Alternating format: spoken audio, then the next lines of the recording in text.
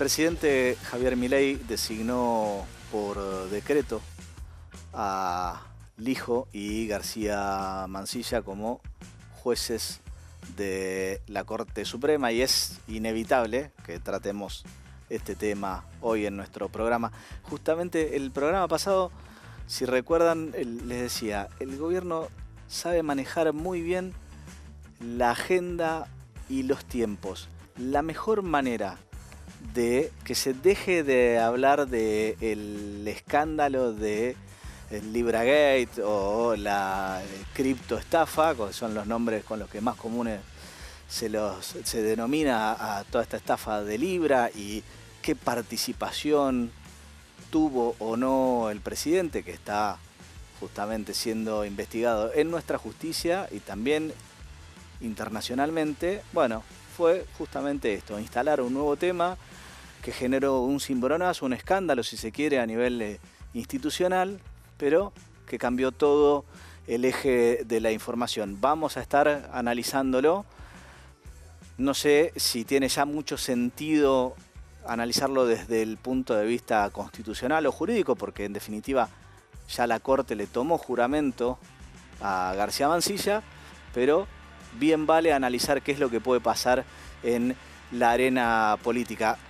El año legislativo está por comenzar y uno de los temas que se van a tratar y en los que vamos a poner el foco es la reiterancia. Sobre todo, no para entrar en esta discusión si es o no para proscribir a determinado candidato, que, ojo, podría también afectar al propio Milei, lo vamos a estar viendo también en breve, sino qué es lo que nos va a cambiar a los ciudadanos comunes, si va a servir para frenar un poco toda esta ola de inseguridad. Si tuviste un accidente laboral, seguramente la RT te mandó a pasear por las comisiones médicas y no sabes si lo que te dicen está bien, está mal, tenés dudas sobre si te están ofreciendo la indemnización que te corresponde según el caso. Todo esto y el paso a paso de todo lo que tenés que hacer lo vamos a estar analizando en un ratito. Los casos de Lian y Loan se parecen en mucho más que solo la fonética de sus nombres. Son casos de familias que vivían en lugares supuestamente tranquilos, alejados, en medio del campo, si se quiere, familias humildes, muchos puntos de contacto. Por ahí la única diferencia es que Lian no vive cerca de una frontera, pero tiene muchas similitudes y también se hizo súper mediático rápidamente. Hoy nos va a visitar para analizar estos casos y para hablar de todo lo que es el problema de la trata de personas, Kitty Sanders, que es una periodista rusa que se infiltró en redes de trata y que yo creo que debe haber rescatado más mujeres y niños de las redes de trata que cualquier gobierno. Esto es La Letra Chica, un programa para que conozcas tus derechos y sepas cómo ejercerlos.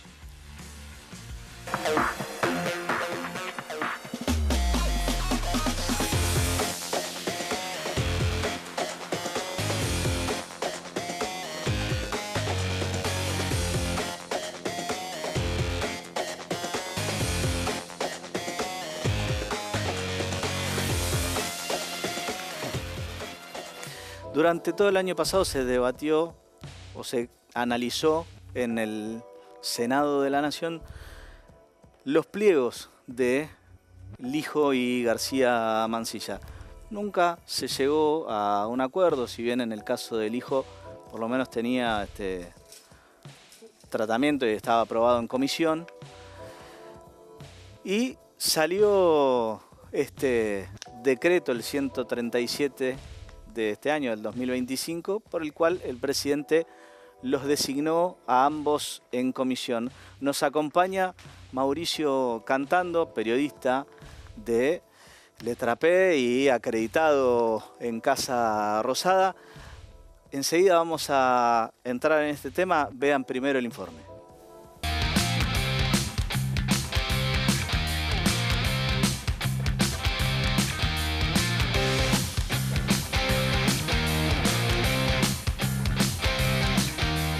Finalmente el gobierno, el presidente Javier Milei, decidió designar en comisión, designar por decreto a Lijo y a Mansilla como jueces de la Corte Suprema. Hay un comunicado de presidencia en donde en 2 páginas se explica el trayecto que tuvieron los pliegos de Lijo y García Mansilla.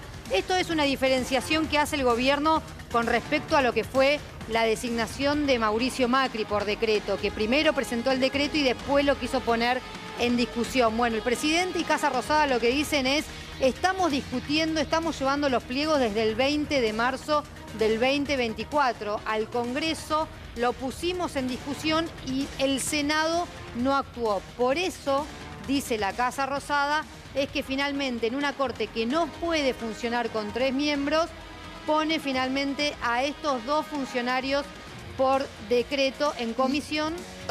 Sí, tenés razón. No, y lo que hace es decirle al Senado que durante todo este año legislativo que va a arrancar este sábado, quiere que se discutan justamente estos 2 nombres. Esa es la clave y está en el último párrafo, en realidad es el penúltimo, salvo las últimas 2 líneas, en donde dice justamente que los designa hasta la finalización del próximo periodo legislativo, con la idea de normalizar el funcionamiento del Poder Judicial, en este caso del máximo órgano de conducción del Poder Judicial de nuestro país.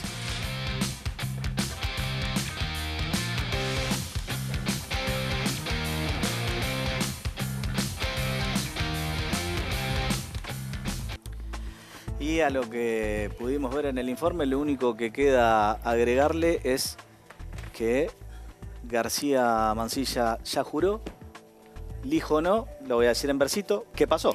Sí, esto se supo hoy, ¿no? Se supo cuando la Corte Suprema de Justicia lo que hizo fue tomarle juramento a Manuel García Mansilla y no a Ariel Lijo. ¿Por qué? Porque considera que el hijo, o por lo menos quiere tomarse hasta el jueves para estudiar si el hijo puede asumir en la Corte con una licencia extraordinaria que se tomó o que pidió él y que aparentemente la Cámara Federal le aceptó, pero la Corte se toma una semana para revalidarlo. ¿Cuál es la expectativa que tiene el hijo según lo que se puede saber en el Congreso? Él espera que este año el Senado en algún momento trate su pliego y lo apruebe. Por eso quiere una licencia hasta el 30 de noviembre. Digo, y sobre todo ya con este resultado opuesto, al hijo lo perjudicó el decreto, porque él en definitiva tenía como aparentemente el consenso para lograr los 2/3 en el Senado. Claro, distinto era el caso de García Mansilla. Hasta hace una semana, digamos, hasta una semana antes del decreto, o sea, hasta el viernes 20, se estaba previsto una sesión el viernes 20 de febrero, él estaba convencido que tenía los 2/3 y realmente si uno empieza a recoger las voces que hubo a favor y en contra, no encuentra muchas voces en contra en el Senado, muy pocas, 2 o 3 de la UCR, el PRO, alguna persona aislada, pero muy pocos senadores hablaron en contra del hijo, por eso él tenía elementos como para pensar que estaban los 2/3. ¿Qué es lo que pasó? Que tanto en la UCR como en Unión por la Patria esperaban un llamado de la Casa Rosada para negociar algo más que aprobarle al hijo. O sea, no tenían objeciones, pero decían, ok, pero es tu candidato, no el mío. Negociemos algo más. Por ejemplo, las vacantes de la Justicia Federal. Están esperando que lleguen alrededor de 150 pliegos que no llegan de parte del gobierno para cubrir vacantes en la Justicia Federal. Y esos ahí después, pliegos tienen que, o sea, ya está terminado el proceso de selección en el Consejo de la Magistratura. Hay 150 vacantes y por lo menos dicen que casi todos los procesos están terminados, están esperando que haya un envío de los pliegos. Y también la otra gran oferta que hay es el procurador. De hecho, había versiones de que... Claro, que Alberto Fernández no lo nombró en todo su gobierno. No, mandó a Rafecas, nunca se trató. Y había versiones fuertes de que podía estar en la negociación, inclusive un nombre vinculado a Caputo, como Sebastián Ameiro, que hoy estuvo en la jura de los jueces de la Corte, en realidad de García Mansilla, que una parte del peronismo decía, capaz que estamos dispuestos a votar un procurador de ellos, con tal que se vaya a Casal, y si nos dan más jueces de la Corte a nosotros. O sea, había una idea de negociar. Claro, había demasiado en el paquete de negociación, me parece, y eso también dificulta. Había muchas pretensiones, pero también es cierto que el gobierno no se comunicó por este tema, como sí se ha comunicado por otros temas. Entonces no hubo una negociación, un toma y daca. ¿Vos por qué ¿no? pensás que tomaron esta determinación? Porque fue medio repentino. Digo, se empezó a hablar y salió ahí. Sí, es muy raro la actitud que tiene el gobierno para negociar algunos temas, como por ejemplo la justicia, que es no hablar. Esperar, tirar el centro con la propuesta. En este caso, el gobierno sabe perfectamente que Ariel Lijo es un juez cercano a Ricardo Lorenzetti y enfrentado a Rosenkrantz y Rosati. Y eso hay una conciliación de intereses con Unión por la Patria, natural. De hecho, Unión por la Patria tiene firmado, en realidad en su versión del Frente de Todos, acusaciones por mal desempeño contra Rosenkrantz y Rosati. También contra Lorenzetti, pero muy fuerte contra Rosenkrantz y Rosati. Entonces, se entendía de que iba a haber una natural conciliación de intereses. En Unión por la Patria, en todo el peronismo, dijeron, bueno, pero a ver, antes que esto, por lo menos hablemos, a ver si hay algo más, ¿no? Sí, ahí tenemos algunos de los comunicados. Básicamente, lo que dicen tanto desde el peronismo, desde la UCR y del PRO, es que no están dispuestos a convalidar designaciones por decreto. ¿Qué es lo que puede pasar ahora en el Senado? Es muy interesante lo que estamos viendo, que son los comunicados que hubo inmediatamente después de la designación por decreto. Porque tanto en Unión por la Patria como en la UCR, que tardó un día en hacer el comunicado. Unión por la Patria tardó 3-4 horas, no es menor. La UCR tardó un día, el diputado es rápido, en el Senado tardó un día. Lo que importa, sabemos, es el Senado. Lo que veo es que en estos dos bloques... Sí, claro, porque esto lo que requiere es los 2 tercios del Senado, diputados no entran en solamente juego del acá. Senado. Lo que veo es que en los dos bloques, obviamente repudian que el gobierno use esta herramienta constitucional de nombrarlo por decreto. No hay amenazas, no hay advertencias, no es que en ningún comunicado dice vamos a llamar a una sesión en marzo para rechazar los pliegos. No existe esa amenaza, se leyó mucho en los diarios, pero no está en los comunicados. Y me parece que lo que están pidiendo es retomar la negociación. Creo yo que el hijo tiene esperanza de que haya una negociación buena, pero hay un antecedente. El último 27 de noviembre, el bloque Unión por la Patria le dio un documento a Guillermo Francos con las 33 firmas de los senadores diciéndole, si los nombrás por decreto, no te los aprobamos. O sea que si cumplen con esa palabra, tenemos que decir que vamos a tener 2 jueces por decreto que no van a ser tratados. Ahí sí tendrías un documento firmado donde dicen que no lo van a Dicen que no lo van a aprobar. Lo que no significa es que vayan a citar una sesión para rechazarlo. Claro, porque el tema es que estando nombrados en comisión, en principio hasta el 30 de noviembre, que sería el año legislativo, no habría ningún problema. Eso dice el decreto, y no hay antecedentes de que un juez nombrado en la Corte en comisión tenga un rechazo en el Parlamento. No hay antecedentes. Entonces, nadie sabe cómo se procede en ese caso, porque son 2 trámites jurídicos distintos, ¿no? Sí, y el último caso que por ahí se menciona, que es cuando asumió Mauricio Macri, nunca llegaron a asumir. Nunca llegaron a asumir en comisión. Primero lo trató el Senado y ya cuando asumieron con los 2 tercios. Exactamente. Entonces, no es un caso, digamos, se parece desde los hechos, pero no es tan parecido al final. Y no es menor lo que vos planteás porque Rosenkrantz y Rosati tampoco podían decir que no era válido el uso constitucional, la herramienta constitucional que tienen los presidentes para nombrar a los jueces por decreto, porque ellos la habían avalado. De hecho, recuerdo estar en sus audiencias y el entonces bloque del Frente para la Victoria, como se llamaba, esto era en la Comisión de Acuerdo del Senado, allá por 2016, acorralaron mucho a los dos, diciendo por qué aceptaron este decreto, hubieran asumido, no hubieran asumido. Bueno, claramente la herramienta, lo que vimos de la Corte es que la herramienta del decreto no está en discusión y que el debate está en lijo, a ver si le dan la renuncia, si le piden la renuncia, o si aceptan una licencia para que el hijo el 1 de diciembre diga, bueno, ya no tuve el pliego, vuelvo al juzgado, ¿no? Y ahora, justamente, esto de que lo posterguen al 6 de marzo el tratamiento, ¿no es también una forma de presionar algún acuerdo? Porque a García Mancilla ya le tomaron el juramento, o sea, él ya está sentado en el 4º piso de tribunales. Yo la verdad que me tocó seguir muy de cerca el juicio político de la Corte en 2023 en la Cámara de Diputados y vi al hijo muy enfrentado a Rosenkrantz y Rosati y muy cercano a Lorenzetti. En alguna oportunidad él habilitó un allanamiento a uno de los testimonios más duros contra los otros jueces de la Corte. O sea que, si tengo que pensar por eso, creo que puede ser que se la compliquen al hijo y que le pidan que renuncie. Y nadie en el Senado lo va a defender. Entonces yo creo que iba a quedar entre la espada y la pared, porque ni siquiera aquellos que estaban dispuestos en el marco de una negociación a votar su pliego van a defender que él se tome licencia por un año.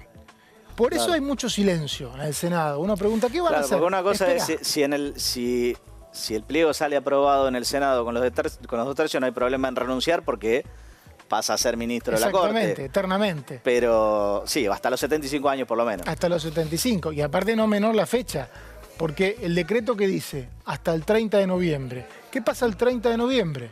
Terminan las sesiones ordinarias. Sí, y va a cambiar la composición de... Y va a cambiar, exacto, cambia el 10 de diciembre. Yo creo que en realidad acá hubo un acuerdo. Primero, recordemos que el hijo en diciembre decía que no iba a aceptar el decreto.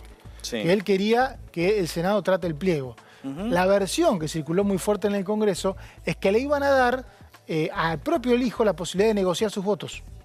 Y él estaba muy convencido de tenerlos. Pero bueno, no sucedió. Por lo tanto, entre la espada y la pared aceptó este decreto, pero no quiere renunciar. O sea que yo lo veo muy complejo el tema de él asumiendo en la Corte. Sabemos que lo va a desafiar Milei a la Corte, la va a desafiar porque el sábado el hijo va a estar en la apertura de sesiones. Esto está confirmado. Sí. Hay una butaca para él ya reservada.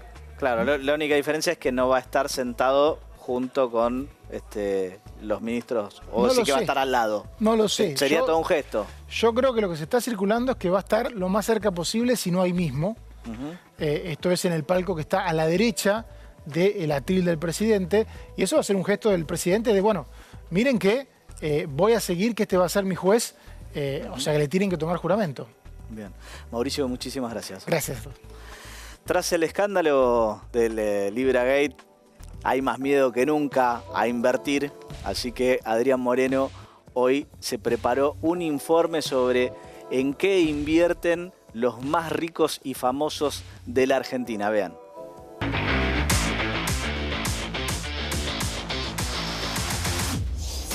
¿Querés saber en qué instrumentos prefieren invertir los argentinos? Seguinos en La Letra Chica, pero antes, mira, ¿qué opina la gente en la calle? A la hora de invertir, ¿en qué tipo de instrumento lo haces? ¿Acciones, bonos, billeteras virtuales, inmuebles? No, billetera virtual, dentro de lo que se puede. Fondo común de inversión, alguna cosita sencilla, digamos, no muy compleja. Por ahora billeteras virtuales, quizás algún elemento, no sé, como de transporte o algo de eso. Todavía no, pero más adelante. No puedo invertir, solo en ladrillos. Billeteras no, fondos de inversiones. Billeteras virtuales. En propiedades, seguramente. Billetera virtual. Inmuebles. Hoy en día invierto en inmuebles, la verdad, pero me parece que hay cosas más rentables. Inmuebles me parecería una buena inversión, porque es algo que en realidad nunca se evalúa, por ahí es algo más seguro, más confiable. ¿Es algún porcentaje mensual, algún presupuesto que lo destinás justamente a la inversión? No, a veces por algún trabajo extra que entra y conviene para invertir en algún fondo de inversión o algo así. Algo de riesgo bajo para no... Si lo necesitas por ahí retirar rápido, lo retirás.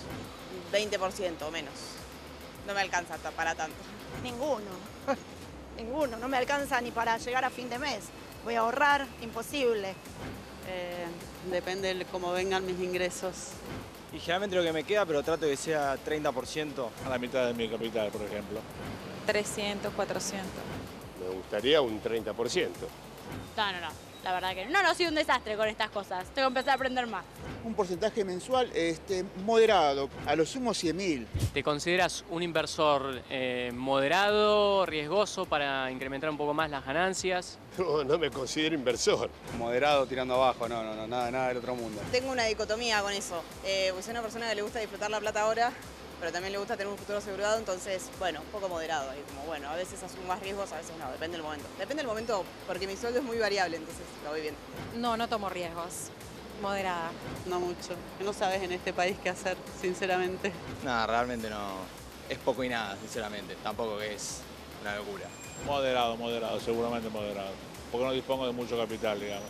Moderado. No, moderada.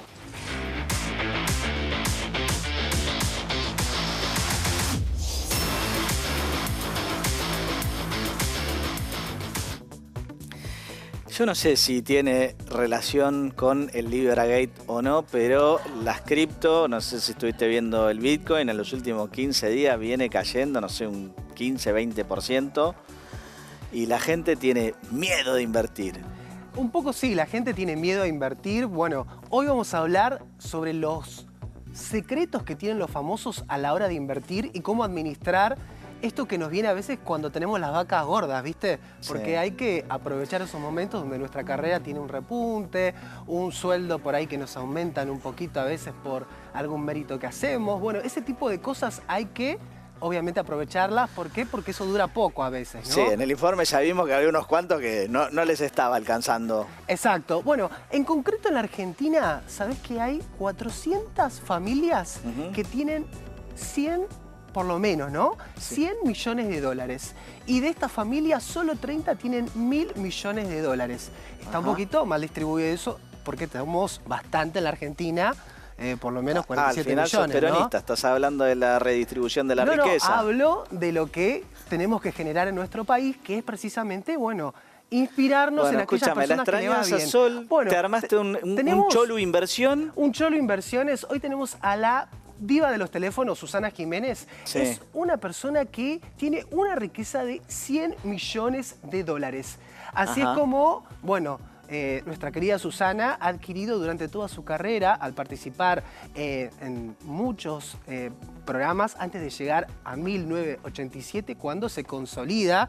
Y bueno, todos la queremos por Hola Susana, por este show de entretenimiento y también porque de alguna manera ella pudo sortear y mostrar cómo hay que invertir. Invertir de una forma muy prolija. Bueno, ella invirtió en su marca personal, que tiene que ver específicamente con el lanzamiento de perfumes, generación de 4 libros. Escuchame, acá tengo negocios inmobiliarios. Había tenido... Está todo bárbaro, pero tenés que tener como un toquito, sí, porque si no... Igualmente, lo más importante de eso que vos señalás es conocer el perfil de inversor. Porque imagínate que Susana Jiménez podría invertir en lo que quisiera. Sí. Sin embargo, ella tiene gran parte de su fortuna en algo con lo que ella está de acuerdo. Es decir, bajo riesgo. Y por eso invierte en, bueno, este tipo de propiedades que, bueno, son un poco no accesibles para todo el mundo, como Y lo sabemos, mansiones en Miami, Uruguay y Argentina. En Uruguay y en Argentina. Espera que ahora me compro un par, dale. Pero lo que nosotros tenemos que tener en cuenta es, como te digo, conocer el perfil del inversor. Sí. Para todo bolsillo... Ella no invirtió en Libra, ¿no? No creo que Susana Jiménez, por su perfil inversor, haya invertido en esta criptomoneda, pese a que, bueno, es afín al gobierno actual, ¿no? Bueno, Sí. En este aspecto, bueno, ¿qué podemos hacer nosotros? Tomar el consejo de, por ahí, un paso más que el plazo fijo, e ir a una LECAP, como hemos dicho muchas veces, que es una letra que nos paga un poquitito de renta, superando a la inflación. Otro de los consejos es, por ahí, invertir en pequeños fondos comunes de inversión, que no son muy arriesgados, sino que son conservadores. Sí. Bueno, tenemos a la segunda persona que estamos destacando dentro de los inversores, dentro de aquellos que ¿a quién tienen trajiste? más patrimonio en la Argentina, Marcelo Hugo Tinelli. Y sí, Ajá. Marcelo Hugo Tinelli es una persona que tiene 40 millones de dólares. Y esto, bueno, es lo que ha hecho... Y también me parece muy importante resaltarlo, ¿sabes, Juan? Porque cosa? tiene que ver con inversiones, bueno... En 1998, él decide invertir en el Badajoz. Adquiere el 57% Me acuerdo cuando de se ese hizo esa club. aventura y... Bueno, ¿cómo le fue? Mal. Mal. Entonces, bueno, eso también nos da una enseñanza para cada uno de los inversores. Es decir, tenemos que comparar a los tipos de activos financieros que vamos a adquirir, ver, por ejemplo, los riesgos como Libra, porque muchas personas invirtieron desde la Argentina a través de exchange que funcionan en nuestro país, sin embargo, no midieron los resultados. Es decir, activos que tengan el mismo riesgo, bueno, a esos tenemos que medirlos y compararlos de acuerdo al retorno El que nos famoso pueden no otorgar. poner todos los huevos en la misma canasta. Exacto. ¿Tenés a alguien más? Sí, lo tengo a Lionel Messi, bueno, Qué grande. el más querido por todos. Bueno, sabemos que Lionel Messi tiene una fortuna que supera a todos. Bueno, 1,67 billones de dólares. Es impresionante lo que ha acumulado Está bien. el astro del fútbol internacionalmente. Tiene todo merecido, Todos lo Lionel. queremos. Sabemos también la dedicación que ha tenido Lionel Messi y también los obstáculos que tuvo que pasar para poder llegar a esa fortuna. Pero algo que nos deja fundamentalmente la historia de Messi es que él fundó, bueno, una empresa que se llama Playtime, donde él se rodea de expertos. Sí. ¿Qué quiero decir con esto? Bueno, seguramente no tendremos esta capacidad de poder hacer una empresa para que esté vigilando a nuestro capital, porque eso no está al alcance de todos. Pero sí rodearnos de gente que sepa un poquito más. Es decir, comenzar a hablar del dinero. Hablar en nuestra familia, hablar en el colegio, hablar en la universidad, hablar en nuestro trabajo también. Y rodearnos de expertos. No invertir porque estamos leyendo una noticia, porque estamos leyendo en los medios de comunicación. No cliquear un enlace, por favor. No cliquear enlaces sin interiorizarnos lo que hay detrás, sino ni tampoco creer a gurúes solo porque están en medios de comunicación o en redes sociales, sino lo que tenemos que tener en cuenta es rodearnos de estos expertos e ir caminando paso a paso. Y el secreto más importante y que tienen en común todos estos famosos es que diversifican su patrimonio. Y esta diversificación se puede hacer en activos financieros, es decir, por ejemplo, podemos adquirir oro, lo podemos adquirir a través de la bolsa, por ejemplo, teniendo un índice que se llama GLD, es el ticker con el que, o el nombre con el que lo van a poder comprar en bolsa, más o menos vale unos 6.000 pesos, así que es accesible para todo bolsillo. Este oro lo podemos tener sobre todo porque ante la volatilidad internacional que vos bien mencionabas al principio, bueno, el oro la verdad que se mantuvo bastante bien. Ese por lo menos no cae, no lo arrastra el Libragate, nada. Bueno, cae un poquito menos, si cae todo, es así. Pero a veces cae un poquito menos o puede estar en verde por lo menos. Otros que tienen un poquitito más de dinero por ahí, entre $10.000, $15.000, pueden adquirir una cochera y con un perfil conservador la alquilan y tienen una rentabilidad entre el 4 y el 7% por el alquiler de forma anual. Esa es otra opción. Sí, y además en definitiva el capital difícilmente se pierda porque acá las propiedades tienden a mantener o a subir el precio, salvo alguna crisis económica. Sí, la puede vender también, así que eso es positivo y tampoco se necesita tanto capital como para comprar por ahí un departamento y alquilarlo. Otra de las cosas también a tener en cuenta en esta diversificación es que se puede hacer por sectores. Por ejemplo, comprando tecnología, lo podemos hacer en Estados Unidos a través de la bolsa, comprando el índice que replica a la tecnología, lo pueden encontrar como QQQ. Así que, o si no, pueden preguntarme cualquier cosa, ya lo saben, a través de mi Instagram personal, Adrián Moreno Oc, porque a veces, bueno, QQQ, yo que lo manejo todos los días, bueno, sí, me es fácil. Sí, claro, vos te tirás así y no cualquiera. Seguro, bueno, y pueden adquirirlo también por 31.000 pesos más o menos. Bueno, esta es la diversificación, entender que vamos hacia ese camino y que el 2025 es un camino, es un momento ideal para que pongamos a nuestras finanzas en primer lugar y logremos nuestros objetivos de corto, mediano y largo plazo. Adrián, muchas gracias. Gracias. Si lamentablemente tuviste un accidente laboral y no sabés bien qué es lo que tenés que hacer, no sabés si te están indicando correctamente cuáles son los pasos a seguir, bueno, mirá el informe y enseguida te explicamos todo lo que tenés que hacer y qué es lo que tenés que reclamar.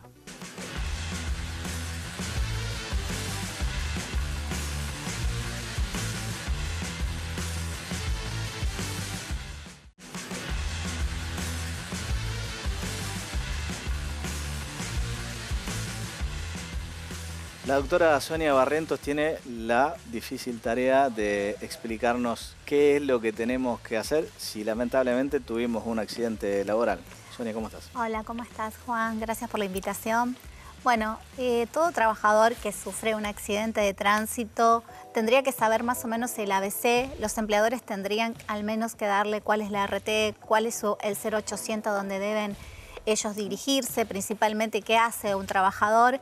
En ese momento tiene que comunicarse con la ART a través de un 0800. Eso es una forma y dar aviso a su empleador. O el propio empleador también podría hacer la denuncia. En realidad la tiene que hacer y después la termina completando digitalmente.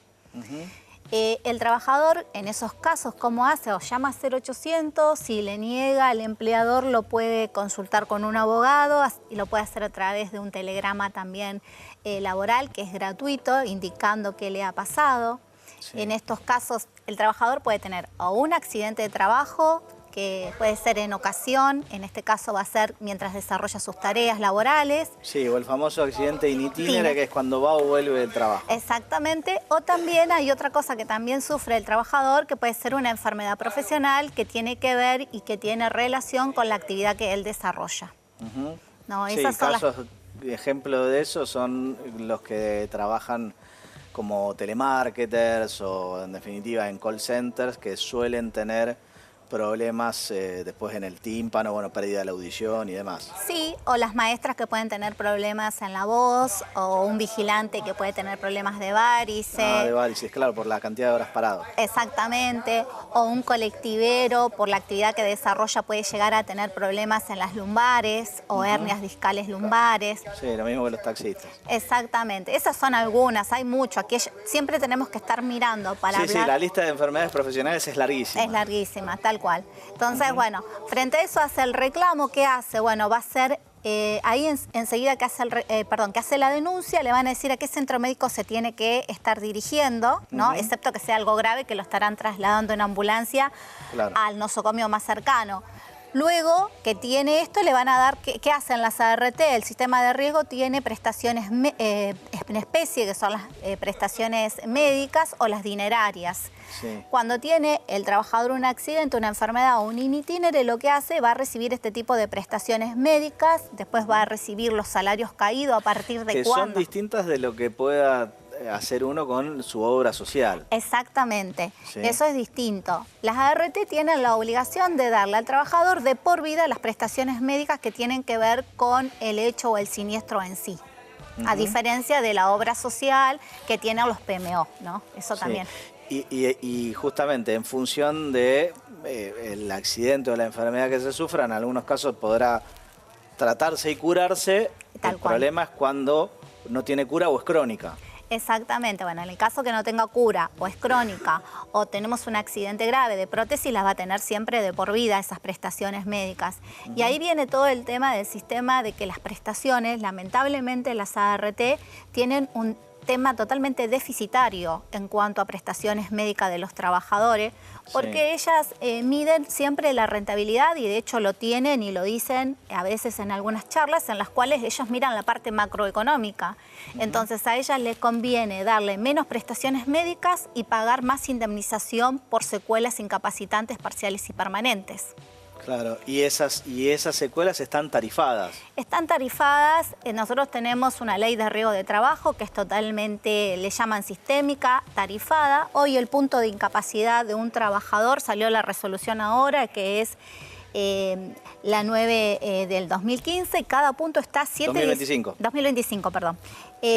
Gracias, Juan. El punto está 717.998, cada punto de incapacidad. Ese es el piso mínimo. Después hay una fórmula polinómica y todo, que no es la idea de tratarla hoy. Y después, por ejemplo, el piso de una muerte hoy está casi en 48 millones.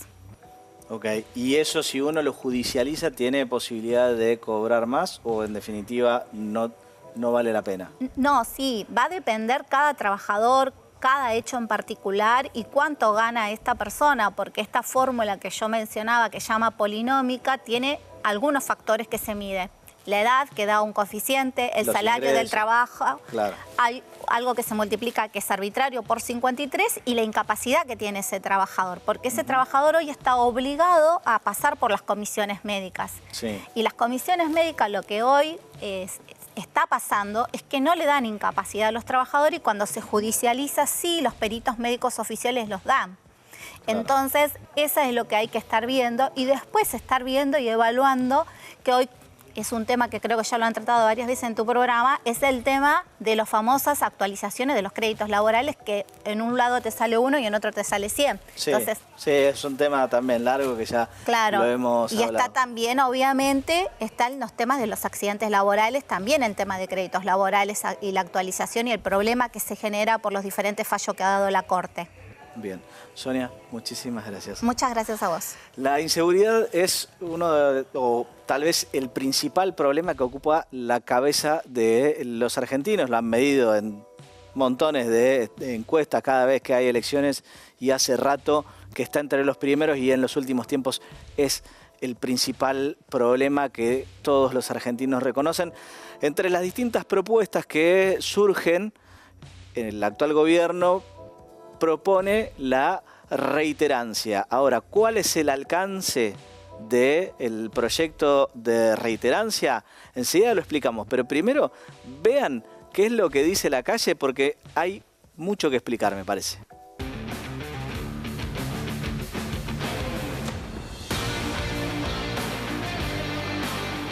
¿Sabe qué es la reiterancia penal? Y es cuando uno comete de nuevo el mismo delito u otro delito. No, la verdad que no. Ni idea. Supongo que volver a tener delitos cometidos por la misma persona. No, ni idea. Sí, como que recurrir en un ilícito y eso, recurrir. Es cuando vos tenés muchas causas, que actuaste muchas veces a un lugar, porque te portaste mal y resulta que después salís afuera. La reiterancia penal es cuando vos tenés muchos delitos cometidos en un legajo, soy abogada, y entraste y saliste muchas veces. Algunas veces pudiste haber cumplido la sentencia y otras no. Entonces, no soy penalista, claro, pero estoy a favor de que se tenga en cuenta ese legajo para tomar una decisión de si una persona se la deja libre o no. ¿Sabés dónde averiguar si hay una causa en tu contra? Tampoco, ni idea. El registro de antecedentes penales, no sé. Me imagino que a través del letrado o las aplicaciones. Creo que hay una página del Poder Judicial. En el Veraz, antes por lo menos era así. Se pedía en el Veraz el estado de delito de la persona. Supongo que si pedís ¿cómo se llama? Un certificado de buena conducta, te va a aparecer algo. No sé si es una causa, pero te aparece algo. No, eso sí que no. La Cámara de Criminal y Correccional puedo averiguarlo y también puedo averiguarlo en el registro de reincidencia. ¿Qué piensa de aquellos que infringen la ley reiteradamente? Yo pienso que deberían estar debidamente condenados y presos. Se tiene que cumplir la condena y nada de cosas excepcionales como curso ni nada de esto que facilite al delincuente salir en forma más rápida. Que la culpa es de la justicia, que no se maneja como debe para que no puedan volver a infringir, que se corrijan de alguna manera. Creo que deberían no salir por la puerta giratoria. Que la justicia tiene que tener profesionales que hagan un buen diagnóstico, profesionales auxiliares para ver qué tanto y cómo se debe recuperar. Yo creo que a nivel social estamos muy desequilibrados y eso hace que haya mucha diferencia social. A veces la falta de oportunidades hace que tomen el camino incorrecto. Es un error de nuestro sistema legal. Pero los argentinos necesitamos fuertemente sentarnos a diseñar qué país queremos en materia penal. Pero no podemos seguir con que la gente entre a la cárcel y sale por una puerta giratoria, porque en el interín estamos teniendo toda una generación de adolescentes muertos.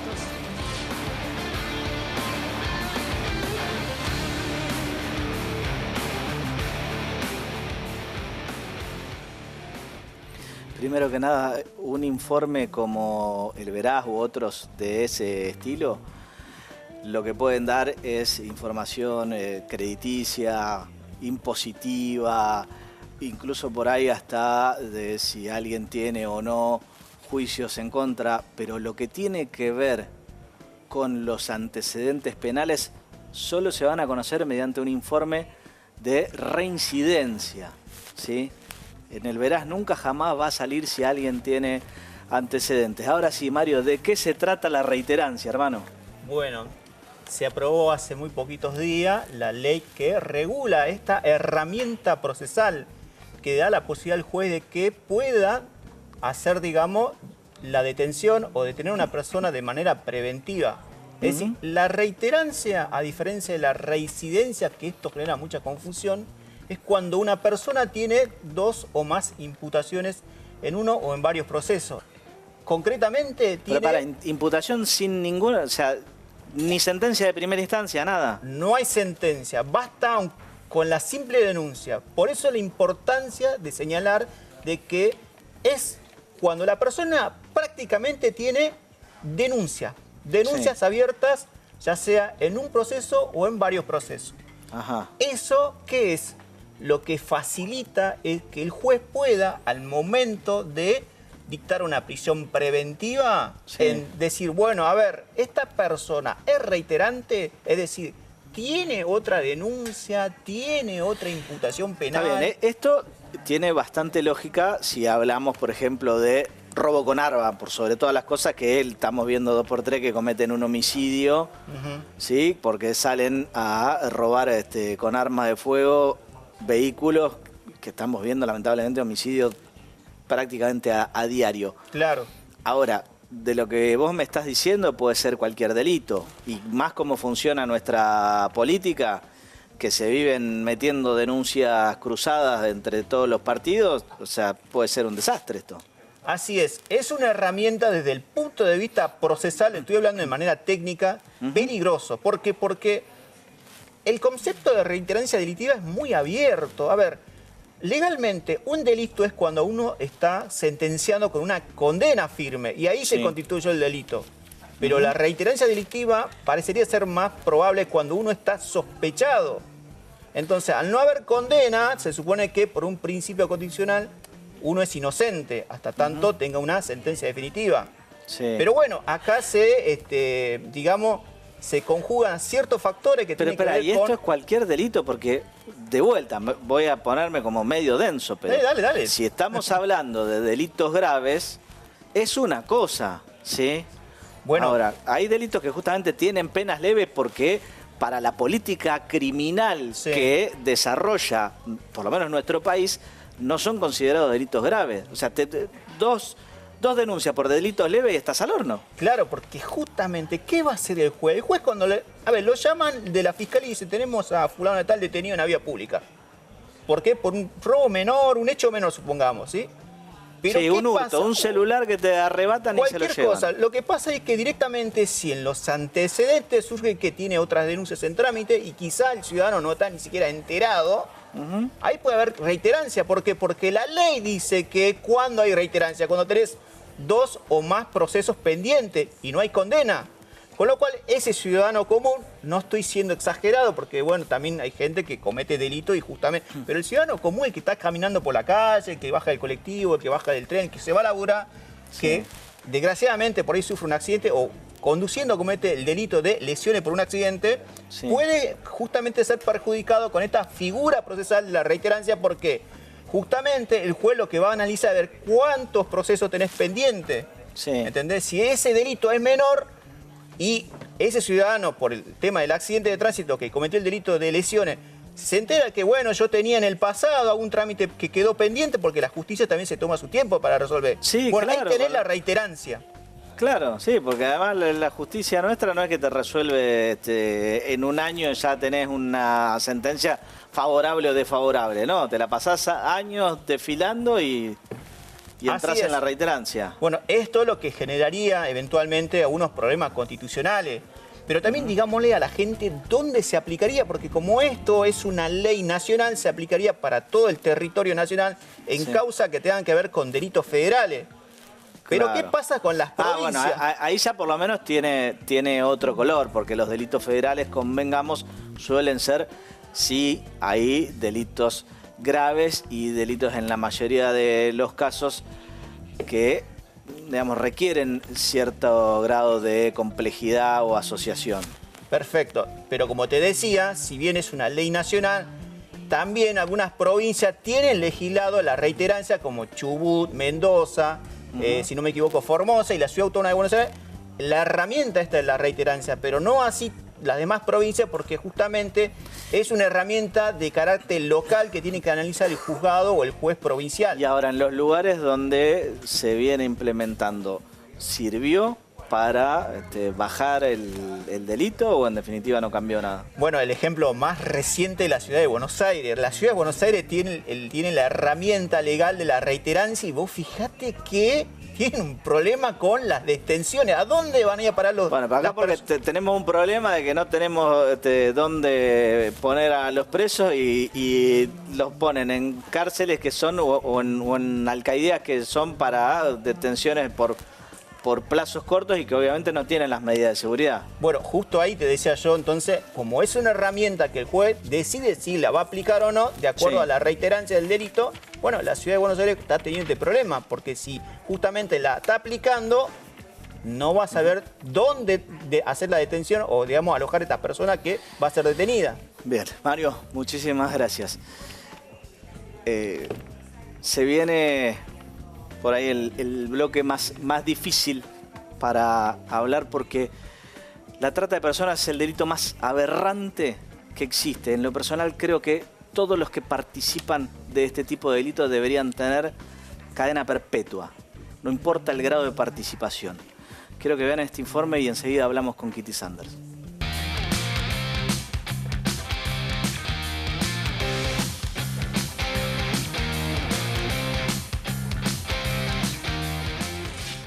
Anche nel mio paese un ragazzino chiamato Loan è stato rapito e non si sa dove. E una delle ipotesi è che è stato mandato per togliere gli organi, per fare traspianti. E questo si fa. Sapete bene, questo si fa. Alcuni tornano con la cicatrice, altri muoiono. Per questo io vorrei oggi ricordare questo ragazzo Loan. Se llama Liam. Liam está desaparecido desde ayer a las 3 de la tarde. No se conocen detalles en cuanto al momento en sí en que desapareció. Liam tiene 3 trigueñas, cabellos cortos de color negro. Mide aproximadamente 90 centímetros. Esta es la información que nos piden desde la provincia de Córdoba, por favor. Estaba descalzo, con el torso desnudo, solamente tenía un shortcito color azul. Kitty, ahí, con sus pelos de colores, estuvo 8 años viviendo en prostíbulos y desenmarañando toda una comunidad delictiva.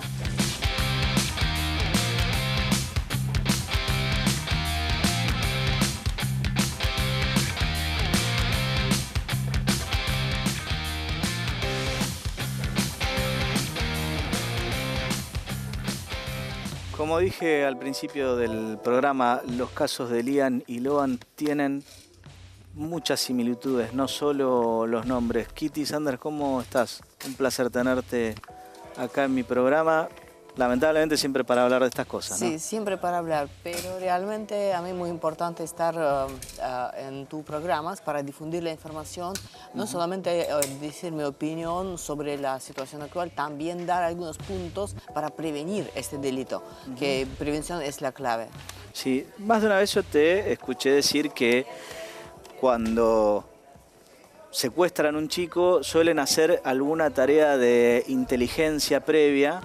Y recuerdo que en el caso de Loan me decías, acá tienen que investigar el círculo familiar porque no es un lugar accesible desde la ruta, no es visible, o sea que alguien lo tenía que haber entregado. ¿Vos pensás que en este caso sucede algo similar?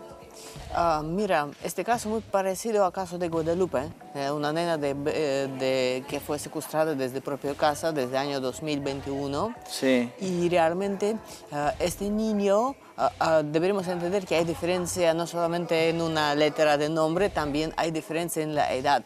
5 años y 3 años son diferencia grande. Sí. Y obvio que es por el consumo sexual para los perversos. Pero me da pena porque aún federales no están trabajando en nivel federal, solamente fiscal provincial está trabajando sobre este caso, porque no quiere reconocer como trata de personas. Aún como realmente como el caso Loan, están tardando. Y lo grave de esto siempre es que las primeras 48 horas son las más importantes. Son la clave. Cuando desaparece un niño, una niña, hasta 10 años la edad, en 24 horas o 48 es la clave. Después de 48 horas no vale la pena ni buscarlo, porque por FBI porcentaje de encontrar después de 48 horas es menos de 10% de logro, menos de 10%. Porque lo sacan del país. Porque sacan del país, sacan de la provincia, cambian vestimiento, cortan pelo, cambian la vista y envían a otro lugar lejano, otro país o otra provincia lejana. Entonces es casi imposible encontrar un niño, niña, o también si es un perverso que quiere violar y matar a una nena, nene, van a cumplir su objetivo y van a matar y después vamos a encontrar solamente un cuerpo muerto. Por eso es muy importante actuar rápidamente. En este caso también me da pena que familia, atención, ojo, familia no quiere hablar, familia no quiere dar ninguna aclaración a qué pasa. ¿Por qué pasó? Dar algunos detalles. También policía no quiere dar ningún comentario, todo está cerrado, solamente dice que objetivo sexual. De secuestración del niño. ¿Por qué? ¿Qué prueba tenés? ¿Por qué tanto silencio? ¿Por qué este caso tan silencioso? Pasó 5 días y nosotros casi no sabemos nada sobre el nene. Y realmente a mí me da mucha pena porque es muy parecido al caso de Guadalupe. Y bueno, Guadalupe nunca fue encontrada, por lo menos hasta ahora. Claro. ¿Vos crees que lamentablemente esto tendría un final similar? Creo que sí, porque el tema de secuestración de menores, si hay secuestración de explotación laboral, explotación sexual de adolescentes, por ejemplo, ellos viven algunos años, aportan esta violencia, ¿sí?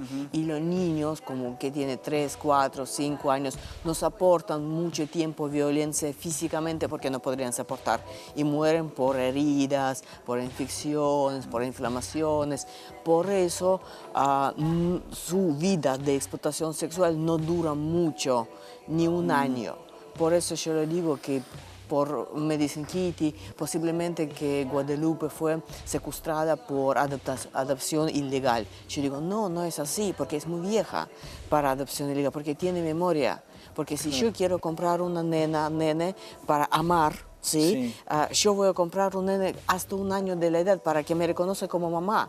Si yo lo compro Loan me dice, no sos mi mamá. Yo digo, no, yo soy tu mamá. ¿Qué me dice Loan? Kitty, cada vez que hablamos de estas cosas me corre un frío por la espalda. ¿Qué es lo que podemos hacer como padres para evitar y para cuidar a nuestros hijos para que no nos toque? Primero deberemos prevenir cómo secuestran los niños de edad hasta 10 años a través de los catálogos. Lo primero, arman los catálogos. Para armar los catálogos para perversos que van a elegir y comprar, ¿dónde sacan las fotos de niños? En redes sociales. Si nosotros vamos a publicar fotos de nuestros nietos, hijos, hermanitos, chiquititos en redes sociales, los perversos y quienes trabajan para los perversos van a tomar fotos y poner en catálogos. No necesita fotos desnudos, necesita fotos de la cara y el cuerpo. Y por eso no facilita el trabajo para los perversos. No publican fotos de chicos y chicas hasta 10 años en sus redes sociales. Y sobre todo no poniendo ubicaciones, ¿no? Porque también eso facilita todo. Porque mira, por ejemplo, si yo lo publico foto de mi hija de 5 años, por ejemplo, ¿sí? Pero no hago dónde estoy. Pero una vez, si mi hija fue elegida, comunica conmigo una mujer y dice, ay, Kitty, yo quiero comprar tu libro, mira, juntamos así para conocer dónde yo vivo para secuestrar a mi hija. Claro. Entonces, entiende, a través de redes sociales siempre hay posibilidad de conectar por cualquier excusa para con mamá, con papá, con quien publica las fotos para después encontrar lugar donde secuestrar a la niña, niño. Eso es muy importante y también deberemos hablar con los niños muy chiquititos para que se ven una chica, una mujer guapa, linda, que te acerque y dice, mira, nene, venite, yo te armo trencita. para que la nena no le acerca, porque no lo conoce y no confía. Si es un hombre grande, chicas saben que no necesita acercar, pero si es una mujer con uñas largas, como una modelo, porque secuestradoras no son mujeres feas, hombres grandes con tatuajes encapuchados, no, son mujeres muy lindas, flacas, llamativas, que llaman y dicen, vení, ¿quieres ser fotito? Ay, voy a ser futuro modelo. Y la nena empieza, o nene, o sobre nene puede decir, mira, ¿te gusta el fútbol? ¿Quieres ser jugador de fútbol? Sí. Y de esta manera van a atraer atención de tu niño o niña, poner en auto y se fue. Por eso necesita hablar con los niños, niñas, dónde está el peligro. Que el peligro no solamente sale desde el lado de un grandulón sin pelo, con tatuaje encapuchado. No es el clásico de la película que te secuestran y te suben a una camioneta. Claro, sí, que peligro sale de cualquier desconocido. Bien, Kitty, se nos acaba el tiempo, pero vamos a seguir, vamos a volver a hablar. Sobre todo esto, quiero que hagamos mucho foco en cómo poder prevenirlo. Te voy a invitar de vuelta en el corto plazo, ¿sí? Con mucho gusto. Bien.